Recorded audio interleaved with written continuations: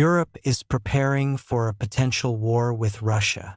That much is clear from actions like NATO recommending that all of its members increase their defense spending to 5% of their gross domestic products, or GDPs by 2035. Across the continent, leaders are sending signals to Vladimir Putin that they're getting ready for a fight, and they'll be ready if and when Russia decides to start one. But there's something that these European nations don't seem to realize, and you may not have either. Russia is already at war with Europe. You just didn't notice until now. But all of the signs are there that Russia has been fighting without Europe knowing about it. That's according to George Barros, who is an analyst with the Institute for the Study of War, or ISW. On November 13th, Lithuania's LRT news outlet spoke to Barros to discuss his opinions about what Russia is doing right now and to untangle a strange phrase that Barros has been using for a while. Phase Zero. Just what is Phase Zero? If Barros is to be believed, it's the first phase in a war that Russia has already started with Europe. LRT points to several examples of what happens during this phase, including the drone incursions into European nations and even contraband balloons that are being sent into Lithuanian airspace to disrupt the country's airports. When asked if these types of incidents constitute Phase Zero, Barros answers absolutely, before he launches into an explanation of what Phase Zero really means. So, in military doctrine, including Russian and Soviet military doctrine, before you actually begin a war, there is preparation of the battlefield that occurs well ahead of the actual shooting, Barros tells LRT. And that is Phase Zero, the informational, political, and psychological conditions setting for the preparation for a larger war that Russia might wage against Europe and NATO. In other words, Phase Zero is all about Russia laying the foundations for a full-scale war that it has yet to start. Attempted intimidation is a huge part of this phase, which is where the previously mentioned aerial incursions come into play. We'll dig into those incursions and the other signs that Phase Zero is underway later in the video. For now, it's enough to know that these drone incursions are designed both to test the responses of the countries that Russia believes it may soon be fighting, and to let those countries know that Russia is watching, waiting, and preparing assets that can reach them whenever Putin and his cronies choose. Barros reveals that Russia has plenty of reasons why it has started Phase Zero. Many of them revolve around the Baltic states of Lithuania, Estonia, and Latvia. I often have to make the argument that Russia has geopolitical and territorial ambitions on the Baltic states, which it defines as part of the historical Russian land, the Russian Empire, the Ruski Mir, all of these things, Barros says when talking about his discussions with Western colleagues. And the Russians also seek to completely renegotiate the security architecture for Europe. Does this mean that Putin has fully admitted Russia to a full-blown war with Europe, and specifically the continent's NATO members? Not necessarily, Barros says, but that commitment isn't the point of Phase Zero. Russia is laying the groundwork for what might be, instead of what is already determined. Putin wants to be ready for anything, which includes having the ability to strike first and hardest at what he perceives to be Europe's weaknesses should a kinetic war break out. If nothing else, the Baltic states all seem to agree that Putin has them in his crosshairs. Back in May 2023, LRT published a report claiming to have exposed the contents of secret Kremlin documents that detail what Russia has planned for the Baltic states. Though those plans don't necessarily cover any full-blown invasions, they do discuss how Russia is attempting to influence the actions and public opinions within the trio of countries. Those documents were specially prepared for the Kremlin by Russia's Directorate for International Relations and Cultural Contacts with Foreign Countries during the fall of 2021, and they're divided into two parts. The first part describes the threats to Russian interests that the Directorate identified, with the second discussing the actions that Russia should take to overcome those threats. Those actions range from the political to the social to the military, but they all boil down to Russia wanting to strengthen its influence and ultimately control the Baltic states that were once part of the Soviet bloc. Again, it's Phase Zero as Baros describes it, and all three Baltic nations are very aware of Putin's ambitions. In March, the BBC Europe editor Katja Adler published an article in which she highlighted how all of the Baltic states are attempting to Putin-proof themselves as much as possible. She notes that Russia has been pulling many of the tricks that would fall under Baros's definition of Phase Zero, especially near Estonia. That country has recorded Russia's use of thermal imaging buoys in the Narva River that essentially acts as a border between Russia and Estonia. Constant GPS jamming is in effect on that border, and it's all being done as part of a concerted Russian campaign to intimidate and psychologically toy with a much smaller country. Estonia has responded in several ways, Adler writes, including joining Lithuania and Poland in requesting its withdrawal from the International Anti-Personnel Landmine Treaty. The implication here is clear: the Baltic states and Poland are concerned about their borders, and they want to be able to use these types of landmines to protect themselves if Russia launches a ground invasion. The examples we've highlighted so far seem isolated. Really, they're anything but. The Baltic states are very aware of what Russia is doing, though the rest of Europe is either asleep at the wheel or is dragging its collective feet when it comes to formulating appropriate responses to Russia's Phase Zero. Remember that point. We'll come back to it toward the end of the video. Baros says that Russia's Phase Zero campaign will be an officially named operation, and that it is an operation that is very much underway. It is highly organized, and these activities simply did not start manifesting themselves accidentally. Somebody in the Kremlin or in the Russian General Staff gave an order that they are to begin conducting a series of events, a reconnaissance provocations, experimenting with how to do airport closures across multiple different countries, reconnoitering military sites, Baros tells LRT. And all of these Phase Zero actions are in service of Phase 1 of Russia's plan. The kinetic phase. The phase where the shooting starts and the tanks begin rolling in, assuming Russia has any left after its war with Ukraine. At least that's a possible version of Phase 1. The other version might see Russia make official demands of Europe or NATO to do or stop doing something, Baros says. Halting NATO expansion could be one of those demands, for example. If the demand is met, Russia may roll back to Phase Zero or end the phases altogether.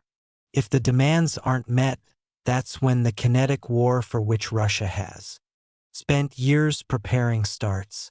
That kinetic war may not have started yet. But that doesn't mean Russia isn't at war with Europe, and there are plenty of signs that point to this fact. The most obvious sign is staring Europe right in the face. Russia has told Europe that it's at war. At least, it's done so in the typical Russian way, which is to act like Russia is some sort of innocent angel of a country that is only responding to aggression from others with all of the tricks that it's currently pulling. But if you weed through the lies and attempts at disinformation, Russia is pretty clearly telling all of the European countries that oppose what Putin is doing in Ukraine that those countries are in a fight. Take the comments that Putin's chief mouthpiece, Dmitry Peskov, made during a September 15th briefing to Russian journalists as an example. They were filled with the purposeful misspeak through which Russia blames others for what it is doing itself. NATO is at war with Russia. This is obvious and needs no proof. The Kiev Independent reports Peskov as saying, NATO provides direct and indirect support to the Kiev regime. As is so often the case with Russian statements like these, there is a kernel of truth to be found. NATO nations are indeed supporting Ukraine. What Peskov purposefully fails to mention is that this support is only being offered because Russia illegally invaded the country. Baros mentioned that psychological ploys are part of Phase Zero, and this particular trick is aimed as much at the Russian people as it is at Europe. Peskov is telling everyday Russians that NATO is fighting against Russia. which in turn prepares those civilians for a potential future where they'll be called up for a war against NATO in Europe. The powers that be in the Kremlin aren't above using their wartime tactics against their people, and it's propaganda like this that is one of Putin's greatest tools. Since Peskov's comments, Russia has escalated its accusations against NATO's European members. On October 8, France 24 reported that Russia is now accusing Poland, the UK, and the European Union or EU of conducting false flag operations that are supposedly framing Russia for acts of sabotage that are instead being conducted by the very countries that are being victimized. One of these operations, the outlet says, supposedly involved the UK recruiting Ukrainian agents to stage a naval attack that would have seemed like it was conducted by Russia. Bear in mind that these Ukrainian agents would have had to be pulled out of a war in which Ukraine needs everybody who is willing to fight. Still, the false flag operation was also meant to include the use of Chinese equipment, implicating Beijing in the plan. The Ukrainian operatives were to be arrested by Western agents and then claim they were acting under orders from Russia. It's all nonsense, of course, and these kinds of statements have been roundly refuted by Western officials. But again, we see Russia's Phase Zero wartime mindset come into play. Russia would have conducted the very operation that it is claiming is a false flag. But it's using that operation to potentially sow seeds of discord within Europe. Putin wants Europe's NATO members to start doubting one another, which could, in turn, make it harder for those allies to work together when the time for Phase 1 comes. So, Russia is indirectly telling Europe that it's at war, and it's using the types of psychological tricks that are pulled right out of the Phase Zero playbook as Barros describes it. But it's not just mind games that show us that Russia is at war with Europe. There's plenty of physical evidence, too. We've already touched on some of the aerial incursions that Russia has made into European territory in recent months, with Barros having said that these types of incursions are absolutely a sign that Russia has entered Phase Zero of its war with Europe. However, the isolated examples already noted barely scratch the surface of what Russia has been doing in Europe recently. Belgium seems to be Russia's latest target. On November 11th, The Telegraph reported that the last 2 weeks have seen mysterious drones start appearing in the skies above Belgian airports, military bases, and even nuclear plants. Security fears are rising because there's no reason why those drones would be in these locations unless somebody is trying to intimidate or perhaps learn about some of Belgium's most secure facilities. 5 drones were spotted over Belgium's Dole nuclear power plant on November 9th alone, and France, Germany, and the UK have all committed to sending counter-drone units to help with the problem. This is just the latest example of a concerted aerial campaign that began in earnest in early September, when Russia sent 21 drones into Polish airspace, forcing Poland to scramble its fighter jets. Estonia, which we've already noted is dealing with strange buoys and GPS jamming, had to handle a trio of Russian MiG-31s entering its airspace a few days after the Polish incursion. Those jets stuck around for 12 minutes and refused to talk to anybody who tried to communicate with them. Psychological tricks by Russia again, perhaps, but also a showcase of Russian military might, at least from Putin's perspective, that slots right into Phase Zero. The incursions keep on coming. As the Telegraph reports, Sweden uncoincidentally started reporting on the presence of mysterious drones ahead of making its decision to sell 150 Gripen fighter jets to Ukraine. In Denmark, Russia appears to have spent much of October using drones to disrupt airports and shut down infrastructure.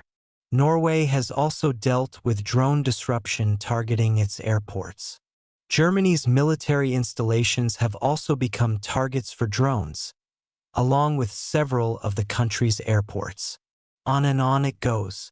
There are literally dozens of incidents like these being reported all across Europe, and only one country that has any real motivation to cause such disruption on a massive scale. We see the psychological setting of the stage that Barros discusses as being part of Phase Zero here, along with the informational warfare that Russia likes to wage. After all, Russia isn't claiming responsibility for all of these drone sightings. Even the Telegraph article notes that there is no conclusive evidence that confirms Russia is behind the incidents. Putin is playing Europe by waging a war that many on the continent can barely even agree is being waged. This is hybrid warfare, a few steps behind the type of full-blown kinetic warfare that happens during Phase 1, but perfectly in keeping with Phase 0. Some Western analysts who have had direct dealings with Russia understand what's going on. George Robertson, who is the former Secretary General of NATO, is one of them. Robertson led the alliances between 1999 and 2003, which is when Putin first rose to power in Russia. And in speaking to Channel 4 in the UK, Robertson leaves no doubt as to where he stands on what Russia is doing in Europe right now. Russia is clearly at war with us.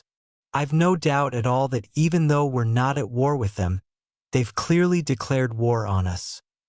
Robertson tells Channel 4 bluntly after expressing regret that he may have trusted Putin too much when he helmed NATO. It's only by stepping back and looking at the patterns that you start to see what Russia is really doing, Peter Pomerantsov of Johns Hopkins University tells Channel 4. And when you see the large pattern, you see that all these little events, which in and of themselves might seem quite minor, are actually part of a larger strategy that fits with Russia's foreign policy aims.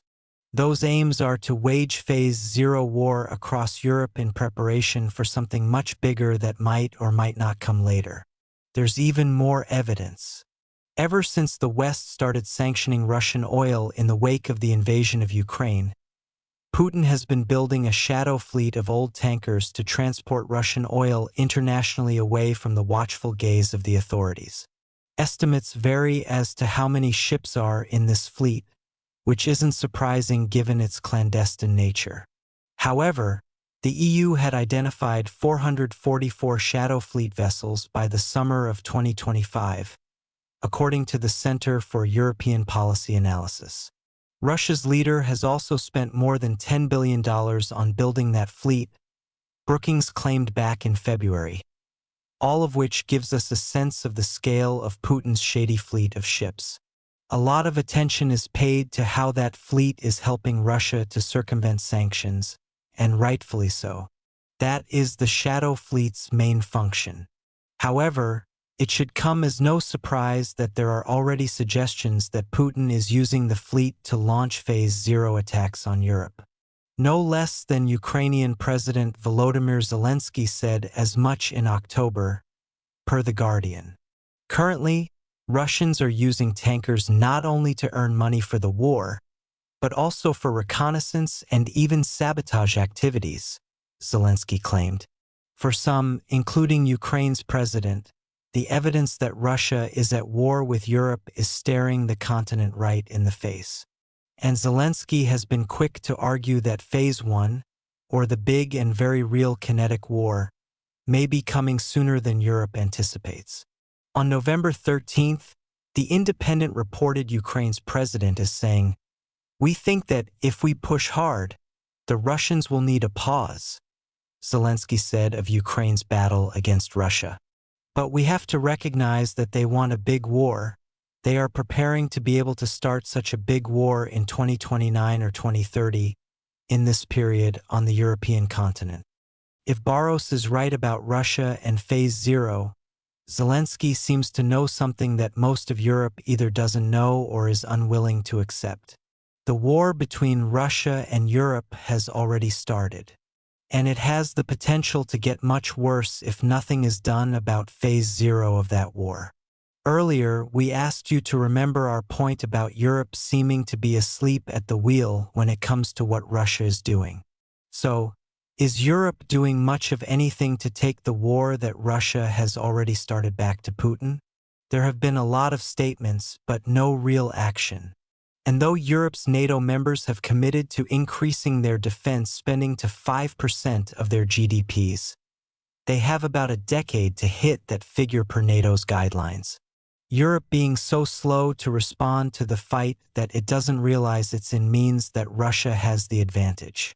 In October, the National Security Journal published a report claiming that Europe isn't ready for a long war with Russia, certainly not on the scale of the war currently going on in Ukraine. It says that Norway's Minister of Finance and NATO's former Secretary General, Jens Stoltenberg, made that claim when accepting the Knight of Freedom Award in Poland. He urged Europe to create a credible collective defense against the Russian threat, adding that current relationships within the continent and in NATO are too fragmented to allow Europe to raise that defense. As for Barros, he has his own frustrations with how European nations are dealing with what he sees as the very real fact that Russia is at war with Europe. And he has some advice for NATO's European members. Number one, we need to start calling a spade a spade. We need to start calling out Russian acts of war against NATO member states as exactly that. These are acts of war, Barros tells LRT. The ISW Analysts' point is that Europe needs to get its act together and accept the position in which it now finds itself. Only when that has happened can the continent deal with Phase 0 of the Russian war plan, potentially stopping it in its tracks so that Putin can't implement Phase 1. Whether Europe will reach the realization that Barros says is needed is still up for debate. However, one thing won't change. Russia will continue committing acts of war. It's certainly doing that in Ukraine right now, and Ukraine's response has been so impressive that it has even stunned NATO. Nobody saw Ukraine's military surge coming. But now that it's here, NATO and its European members should be doing everything that they can to sustain it. Find out more in our video, and remember to subscribe to the Military Show for more coverage of Russia's intensifying Phase 0 war against Europe.